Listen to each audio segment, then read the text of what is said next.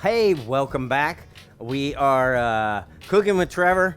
I've got a guest with me today. It's my partner, Ryan Mills, and he has said he has been craving a shepherd's pie. So that's what we're going to make for the guys tonight. We've got our ingredients here. I'm going to just check my list. We've got potatoes, onions. We're going to have some ground beef, carrots, garlic. We got a couple of herbs, parsley, rosemary, thyme. Parsley, sage, rosemary, and thyme, right? Salt, black pepper. We got some Worcestershire sauce, a little bit of flour, a little bit of tomato paste, a couple of cups of beef broth you're gonna need, and then of course we've got peas, carrots, corn, all gonna go in there. What we're gonna do right now is we're washing our produce. We're gonna we're gonna peel the vegetables. We've got to chop and prep a lot of the vegetables, and then we'll get ready to show you how when we put it all together, we're gonna spice it all up, make sure the seasonings are right. We're gonna bake this thing, and it's gonna be delicious. So stick around with us. We'll show you how to put together the famous shepherd's pie. We'll be back. Okay, so as I was saying off camera, that most of your time is gonna be spent in the prep. And then the rest of the time is going to be spent in the baking or the cooking of your actual dinner.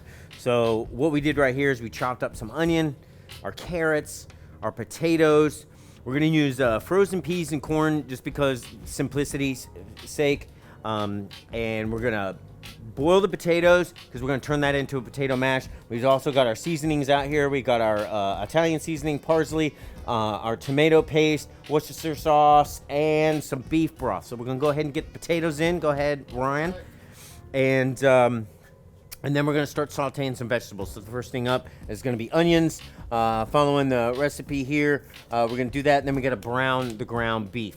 So it's going to be some multi-layered things, but once we get started, it's going to go pretty quick. So we'll check back in with you as we start adding things so you can see how it's going, and then we'll show you how we put it all together at the end, and then we bake it up, and you got a shepherd's pie. All right, so we'll be back when we get to the next phase. Stand by. All right. So we're getting our onions in our hot pan with olive oil. We're going to saute those for about 5 minutes. They call it getting translucent.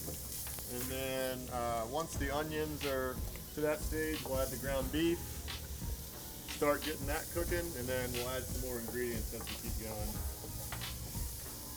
Very good. So you can see what we got going on right here, and we'll keep adding stuff just like Ryan said as we get these vegetables softened up.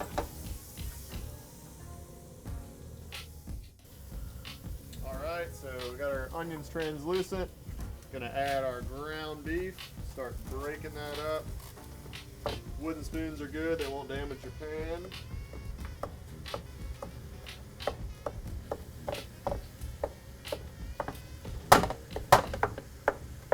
Safety first. Keep a hold of your handles. Make sure your handles are turned away. And if you're anything like me, if you're doing this at home, you can possibly have kids and dogs in the kitchen, so you always want to look out behind you before you step away from the stove. We'll let that go for 5 or 6 minutes till it's starting to get brown. Then we'll add our herbs and salt and pepper. All right, so we got the beef going here for a few minutes. We're gonna add in our seasonings. We got some parsley.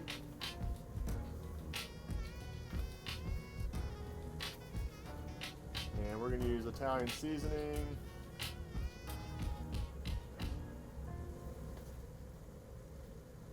And some salt and pepper.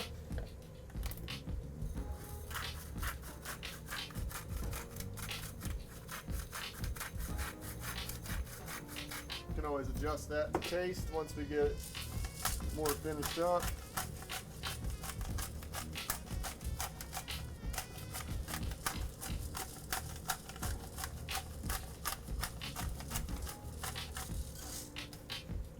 And keep cooking till we're brown. All right, so we got our beef browned. We're gonna add our Worcestershire sauce, about 2 tablespoons. We're gonna let that and all the flavor reduce down, and throw in our garlic. There we go.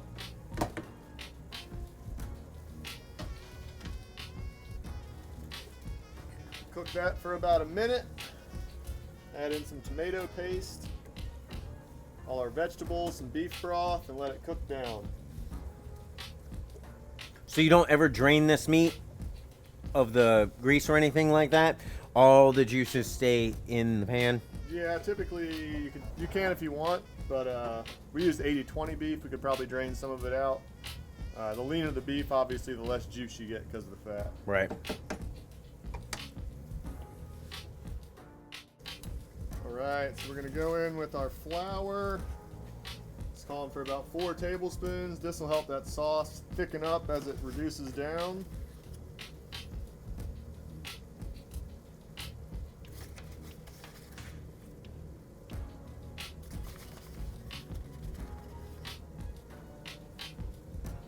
Everyone give that a stir. I'll get the tomato paste. Sure, we'll just fold this in. Basically, you just want to turn everything over on itself and make sure that flour starts to soak up some of that moisture.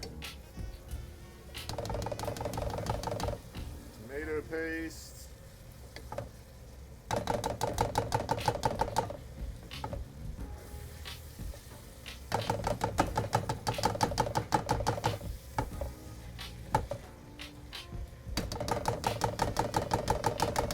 Trevor's going to stir that until there's no more clumps left in that tomato paste. All right, Trevor's got this all mixed in real nice. Gonna add in our beef broth and our vegetables.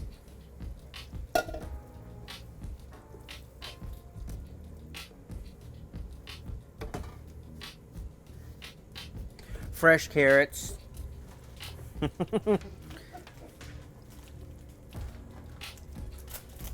Corn and peas were fresh at one time. All right, you can use fresh corn and peas, but that's a lot more prep work. And so we will allow for some frozen vegetables to be used from time to time. Now, this recipe has been fudged a little bit. We're cooking at the firehouse. You know, these guys like to eat, so we're adding probably more vegetables than the recipe calls for. Probably have a little more beef in there, but you can play with a little bit. So we're looking for a little extra volume. So you use your recipes as a jumping off point, and then you gotta know what your product is. For most of these recipes, it serves 4 to 6 people. Sometimes when you're talking about 6 firefighters, you're really serving 8 to 10. So Trevor's gonna get all this mixed up. We're gonna bring that liquid to a boil, let it simmer for about 5 minutes. And then we will set it aside for later when we get our potatoes ready, and we'll show you how to put it all together.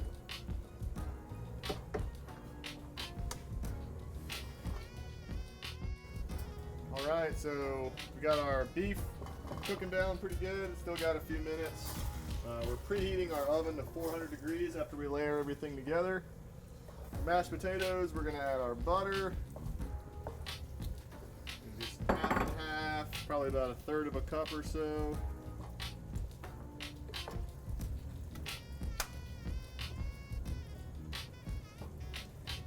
Two-thirds of a cup, I mean. A little Parmesan cheese.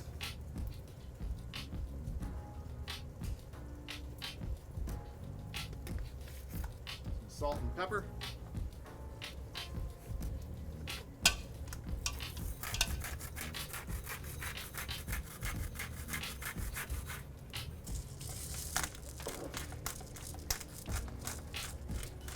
We're gonna mash.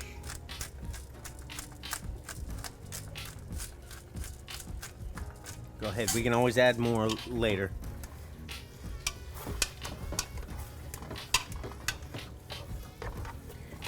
You do want to keep an eye on your meat and vegetables as they reduce. You don't want it to stick. Obviously, if you're using such a large pan, the center of the pan is going to get hotter than the edges. So you want to keep just kind of keep moving the product around in the pan so that everything soaks it up evenly. Gonna get a nice flat surface to mash on over there.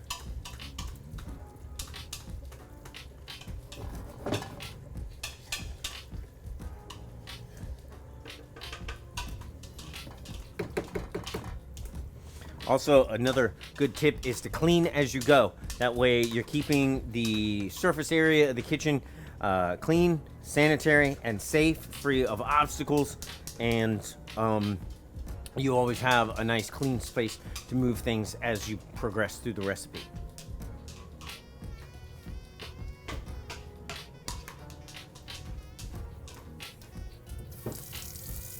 Real smooth. No one likes lumpy potatoes.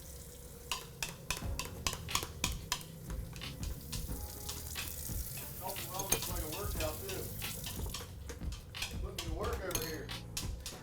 What are you saying? You getting a workout mashing potatoes? Yeah. All right, so we'll take a little break. We'll get these pans ready, and we'll show you how to layer it all together. All right, so we've got everything ready here. Start spooning it in. I'm gonna use a slotted spoon just so we don't have so much juice in the bottom of this. But we're gonna layer our beef mixture on the bottom.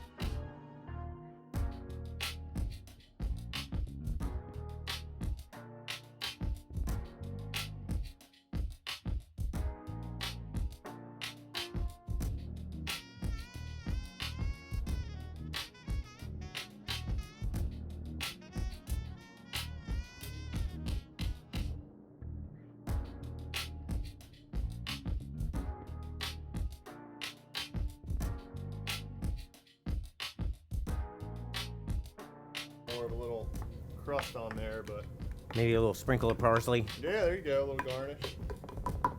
Sounds good. So anything special to the mashed potatoes? This was just straightforward. Butter, a little bit of cream, no garlic or. No, just buttercream, No. salt, pepper, and some Parmesan. Perfect. Quite-